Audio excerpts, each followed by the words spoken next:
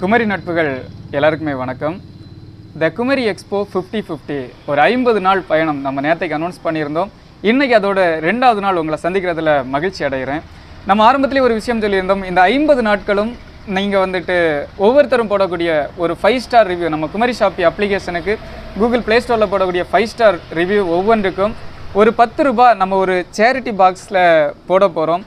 அதை 50 நாள் முடியும் பொழுது கன்னியாகுமரி மாவட்டத்தில் ஏதோ ஒரு சோசியல் விஷயத்துக்காக இருக்கலாம், இல்லைன்னு சொன்னால் உதவி தேவைப்படும் ஒரு நபருக்காக இருக்கலாம், ஏதோ ஒரு முதியோர் இல்லம் இந்த மாதிரி உதவி தேவைப்படக்கூடிய ஒரு இடமா இருக்கலாம். ஒரு இடத்துக்கு அந்த காசை நம்ம கொடுத்து சப்போர்ட் பண்ணுறதா சொல்லியிருக்கோம். ஏன்னு சொன்னால் இது நம்மளுடைய நிறுவனம் வளரணும்னா கண்டிப்பாக நமக்கு பாசிட்டிவ் ரிவ்யூஸ் தேவை. ஆனால் திரும்பவும் நம்ம மென்ஷன் பண்ணக்கூடிய ஒரு விஷயம், அந்த ரிவ்யூ நீங்கள் சும்மா போடுற மாதிரி இருக்கக்கூடாது. குமரி ஷாப்பி அப்ளிகேஷனை இன்ஸ்டால் பண்ணுங்கள், நம்மளோட சர்வீஸை பயன்படுத்தி உங்களோட ரிவ்யூஸை அதில் உங்களோட ஒப்பீனியன்ஸை அதில் ரிவ்யூஸாக கன்வெர்ட் பண்ணுங்கள். நம்ம நேற்றுக்கு அனௌன்ஸ் பண்ணியிருந்தோம். இன்றைக்கி நம்ம பார்க்கும் பொழுது 4 நபர்கள் அதில் 5 ஸ்டார் ரிவ்யூ கொடுத்துருந்தாங்க. அவங்களோட எக்ஸ்பீரியன்ஸஸ் ஒருத்தங்க சொல்லியிருந்தாங்க, சோப் வெரைட்டியில் மொத்தமே 10 வெரைட்டி சோப்பு தான் இருக்குது, இன்னும் அதிக வெரைட்டிஸ் வேணும் அப்படின்னு சொல்லிட்டு. கண்டிப்பாக நம்ம அதுகளெல்லாம் அதிகப்படுத்துவோம். இருந்தாலும் 5 ஸ்டார் ரிவ்யூ கொடுத்துருந்தீங்க, ஒரு நல்ல ஒப்பீனியன் கொடுத்துருந்தீங்க. இப்போ நாம் சொன்ன மாதிரி இந்த சேரிட்டி பாக்ஸ் உள்ளாடி டோட்டலாக 4 நபர்கள் அவங்களோட 5 ஸ்டார் பாசிட்டிவ் ரிவ்யூஸை மென்ஷன் பண்ணியிருந்தாங்க. ஸோ நாம் இன்றைக்கி சேரிட்டி பாக்ஸில்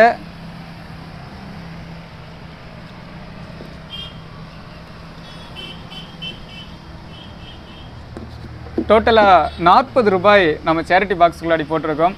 50 நாள் முடியும் பொழுது இதில் ஒரு பெரிய ஒரு தொகை வரும்னு நம்புகிறோம். கண்டிப்பாக நம்ம சேர்ந்து முடிவு பண்ணலாம் இந்த காசை எதுக்கு பயன்படுத்த போகிறோம் அப்படிங்கிறது. அதையும் தாண்டி இன்றைக்கி ஒரு சின்னதாக ஒரு விடுகதை உங்ககிட்ட ஷேர் பண்ணலான்னு இருக்கேன். விடை தெரிந்தவங்க என்னுடைய வாட்ஸ்அப்புக்கு இந்த பதில்களை அனுப்பி வைங்க. சரியான விடையை நீங்கள் அனுப்புகிறீங்க அப்படின்னா உங்களுக்கு குமரி ஷாப்பி சார்பில் இருந்து சின்ன சின்ன கிஃப்ட் வவுச்சர்ஸ் காத்துக்கிட்டு இருக்கு. வேறு ஒன்றும் இல்லை, நான் ஒரு 2ஆம் கிளாஸ் படிக்கும் பொழுது எங்கள் ஸ்கூல் டீச்சர் சொல்லி தந்த ஒரு சின்ன ஒரு விடுகதை தான். ஒரு ஊரில் ஒரு ராஜா இருந்தாராம். அந்த ராஜாவுக்கு ஒரு நாள் திடீர்னு பயங்கர வயிற்று வலி வந்துடுச்சான். அப்போ ஒரு ராஜாவுக்கு வயிற்று வலின்னு சொன்னதும் பல நாட்டில் இருக்கக்கூடிய வைத்தியர்கள் அந்த வயிற்று வலியை போகிறதுக்கு ட்ரை பண்ணுறாங்க, யாராலையுமே முடியலை. அப்போ திடீர்னு ஒரு வைத்தியர் வராரு. அவர் என்ன பண்ணுறாருன்னா ஒரு மேப்பை கையில் கொடுக்குறாரு. ஒரு மேப்பை கையில் கொடுத்து, இந்த இடத்துல ஃபார் எக்ஸாம்பிள் இதான் ஒரு மேப்புன்னு வச்சுப்போமே, இந்த இடத்துல போனீங்கன்னு சொன்னால் இந்த கோட்டைக்குள்ளாடி ஒரு எலுமிச்சம்பழம் மரம் இருக்குது. அந்த எலுமிச்சம்பழம் மரத்திலிருந்து குறைந்தது ஒரு எலுமிச்சம்பழத்தை கொண்டு வந்து பிழிஞ்சு ஜூஸ் போட்டு கொடுத்தா ராஜாவுக்கு இந்த வயிற்று வலி போயிடும் அப்படின்னு சொல்லிக்கிட்டு. அப்போ ஒரு காவலாளி அனுப்புகிறாங்க. அந்த காவலாளி போகிறாரு, நேராக போய் அந்த மேப்பில் கொடுத்துரு அந்த வரைபடத்தில் இருக்கக்கூடிய இடத்த கண்டுபிடிச்சாச்சு. அங்கே உள்ள என்ட்ராகலான்னு பார்த்தா 7 காவலர்கள் அந்த இடத்துல இருக்கிறாங்க. 7 காவலர்கள் என்ன பண்ணுறாங்கன்னா, உன்னை உள்ளே விட முடியாது அப்படின்னு சொல்லிக்கிட்டு.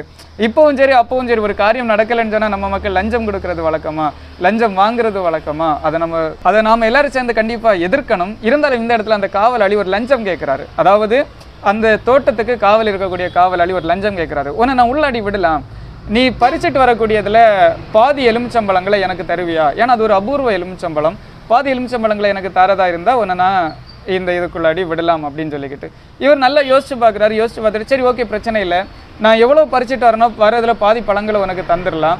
ஆனால் ஒரே ஒரு கண்டிஷன், நான் எத்தனை பழங்கள் தந்தாலும் ஒரு பழத்தை அப்படியே எனக்கு ரிட்டர்ன் தருவியா அப்படின்னு கேட்குறாரு. இந்த காவலாளியும் சரி ஓகே பிரச்சனை இல்லை, ஏன்னா பையன் சாக்கு எல்லாம் கொண்டு போகிறான், எப்படின்னு வரதில் ஒரு காய் கொடுக்குறதுல தப்பு இல்லையா அப்படின்னு சொல்லிக்கிட்டு அந்த கண்டிஷனுக்கு அவரும் ஒத்துக்கிறாரு. திரும்ப போகிறாங்க. 2வது காவலாளிகிட்ட போனதும் அவரும் இதே கண்டிஷனை சொல்கிறாரு. பறிச்சுட்டு வர்றதில் பாதி பழங்கள் எனக்கு தரதா இருந்தால் உன்னை விடலாம். இவரும் அதே கண்டிஷன் சொல்கிறாரு, பாதி பழங்கள் தரலாம் தப்பில்லை, ஆனால் நான் தர்றதில் ஒரு பழத்தை அப்படி எனக்கு ரிட்டர்ன் தரணும் அப்படின்னு சொல்லிட்டு 3வது காவலாளி, 4வது, 5வது, 6வது, 7வது 7 காவலாளிகளும் சேம் கண்டிஷன் சொல்ல, இவரும் சேம் நிபந்தனையை சொல்ல உள்ளே போகிறாங்க. பழங்கள் தேவைக்கு பழங்கள் பறிக்கிறாரு. முதல் காவலாளிகிட்ட வராரு. கரெக்டாக எத்தனை பழங்கள் பறிச்சுட்டு வந்தாரோ, இப்போ 100 பழங்கள் பறிச்சுட்டு வராருன்னா நேராக 50 பழங்கள் அவர்கிட்ட கொடுக்குறாரு. கண்டிஷன் படி அதில் இருந்து ஒரு பழத்தை அப்படி ரிட்டர்ன் வாங்குறாரு. 2வது காவலாளி, 3வது காவலாளி, 4வது, 5வது, 6, 7 பேருக்குமே கொடுத்துட்டு இதே கண்டிஷன் படி பறிச்சுட்டு வந்ததில் பாதியை கொடுக்குறாரு, 1 வாங்குறாரு. ரிட்டர்ன் வெளியே வந்து பார்த்தா அவர் பறித்த பழங்கள் அவ்வளவுமே கையில் இருக்குது. அப்போது இந்த இடத்துல கொஸ்டின் என்னென்னா, அந்த காவலாளி மொத்தம் எத்தனை பழங்கள் பறிச்சிருப்பாரு அப்படிங்கிறது தான் நம்மளுடைய விடுகதை. இதில் முக்கியமான ஒரு கண்டிஷன் என்னென்னா, பழங்களை எங்கேயுமே கட் பண்ணக்கூடாது அப்படிங்கிறதும் நிபந்தனை. கண்டுபிடிங்க. சரியான விடையை கண்டுபிடிச்சி 9487230363 என்னோட வாட்ஸ்அப் நம்பருக்கு சென்ட் பண்ணுங்க. எனவே வாருங்க ஃப்ரெண்ட்ஸ், ஒரு டீமாக ஒரு யங்ஸ்டர்ஸ் படையை உருவாக்கி வெற்றி பாதையை நோக்கி பயணிப்போம். குமரி ஷாப்பி, இது நம்ம கடை மக்கா.